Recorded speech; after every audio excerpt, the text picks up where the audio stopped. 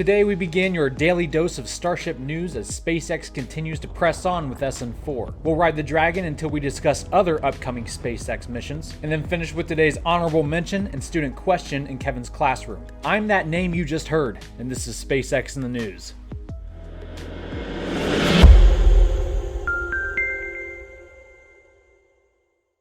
Last week we watched as SN3 gave the ultimate sacrifice for the sake of colonizing Mars. And now we have answers to the question, what happened? As per usual, Elon, being the transparent brosif that he is, tweeted out some good news to this unfortunate event. It turns out the cause for the collapse was a test configuration error rather than a design or build mistake. There wasn't enough pressure placed inside the lower liquid oxygen tank to maintain stability with such a heavy upper methane tank that was filled with liquid nitrogen. Liquid nitrogen is about 25% heavier than cryogenic methane that it was simulating. Maintaining pressure inside of rockets and spacecraft is a fundamental obstacle, since they do operate in a vacuum. However, Elon is still confident that this can be made as safe as commercial airliners over time. And it needs to be, because on Mars there is no abort system.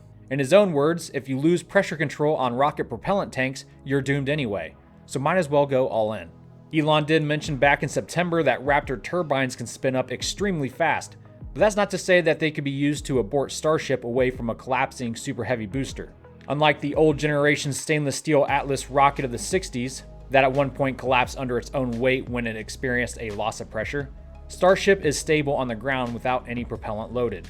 After SN3 collapsed and the dust settled, or the liquid nitrogen settled, the lower thrust section came out relatively unscathed. So Elon says they are going to salvage it, and it has since been removed from the test stand and relocated back to the construction site.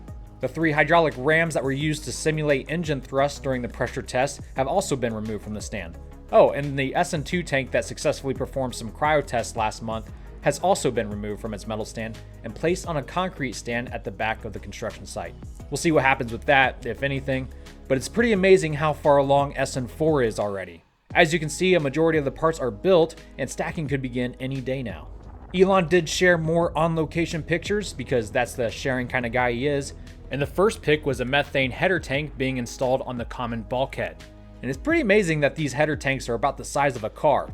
After seeing them lying around the site for months now, it's pretty cool to finally see how small they look when compared to Starship's main propellant tank. So thanks for sharing, Elon. Header tanks hold the propellant that's set aside for landing burns. And what does the burning? Well, Raptors, of course, you silly.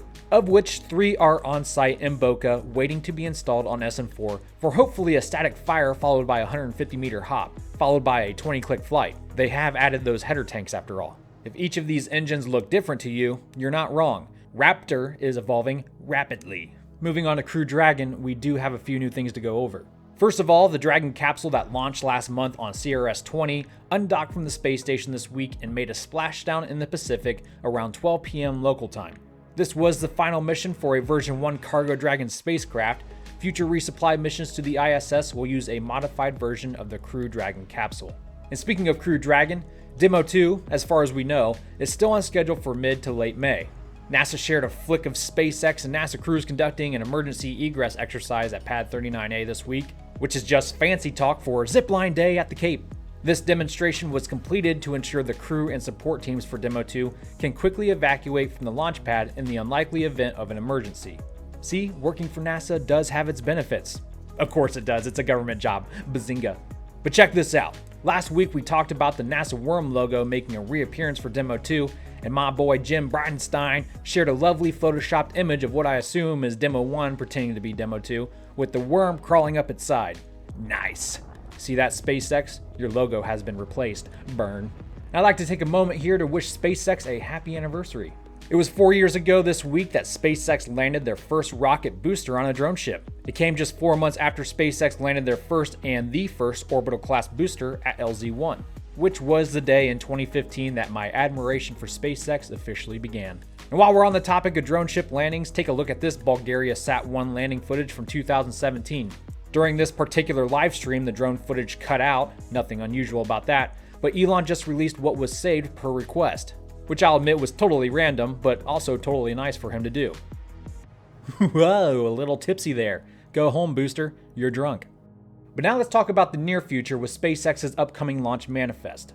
Microbiology has claimed its second SpaceX mission to date, GPS-3, placing it on hold for another 2 months. The 45th Space Wing, as well as the Space and Missile Systems Center, confirmed that the launch that was supposed to take place at the end of this month is being delayed to minimize the potential for exposure. But the 7th batch of Starlink satellites are now slated to be launched next Thursday at a reasonable hour. So that's good news, and of course you can join me for that live stream right here on my channel. Before we go any further, allow me to introduce our sponsor for this video, another YouTube channel actually, called BonyRight. As a visual learner myself, I love informative YouTube channels that use educational animations to visually explain what it is they are teaching. And as lovers of Elon Musk, I'm sure you can appreciate a YouTube channel that focuses on topics of finances and the general workings of business. For example, how to calculate loan interest or the basics of investments. But they also cover different subjects like psychology, human behavior, different sciences, and more. So please go check out their videos and subscribe to them. Supporting creators that aim to educate is a very good thing. Now it's time for today's honorable mention.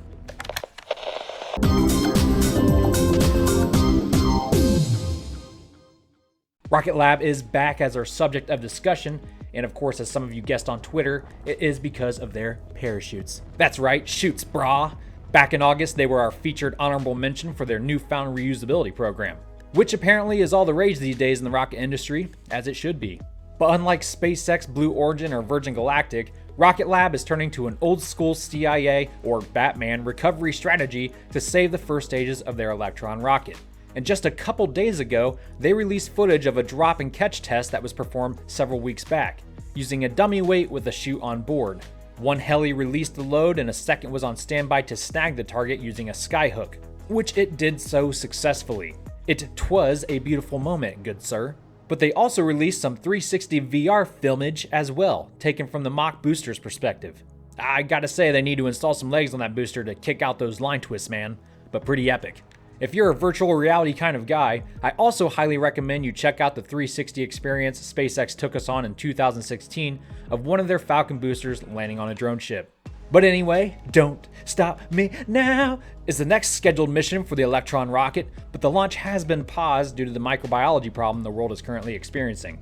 Alright, in today's segment of Kevin's Classroom, we take a question from Gordon, so listen up. No yelling on the bus! Hi, my name is Gordon and I'm a high school senior. So I have a quick question about orbits and magnetism. So imagine a satellite which has some kind of magnetic properties, such as containing iron or neodymium. Will the magnetic field of the Earth interact with the materials in the satellite in such a way as to slow down the satellite, such as how if you were to drop a magnet through a copper pipe, the magnet falls much more slowly through the copper pipe than it does if you just dropped it in the air? Thank you. Very good question, Gordon. And for those of you who have not seen a magnet fall through a copper pipe, it's actually a pretty neat experiment. Satellites and their relationship to the Earth's magnetic field has a relatively simple answer, despite the fact that it's a pretty complex subject with multiple research papers written on it. The short answer is, a typical satellite that gets launched in low Earth orbit has only a minute amount of drag or change in velocity occur because of the Earth's magnetic field. So minute that it's difficult to even observe any effect at all. And sure, a small part of the reason could be that satellites tend to be made of an aluminum body, but there are also several other variables that come into play as well. Satellites in an equatorial orbit as opposed to a polar orbit will experience even less of an effect, as well as satellites in a higher orbit. However, even though the effect of the Earth's magnetic field on satellites is minimal, it doesn't mean there isn't any at all. There is such a thing as a magnetworker, which is a satellite system built from electromagnetic coils that interface with the Earth's ambient magnetic field to manage stability and detumbling.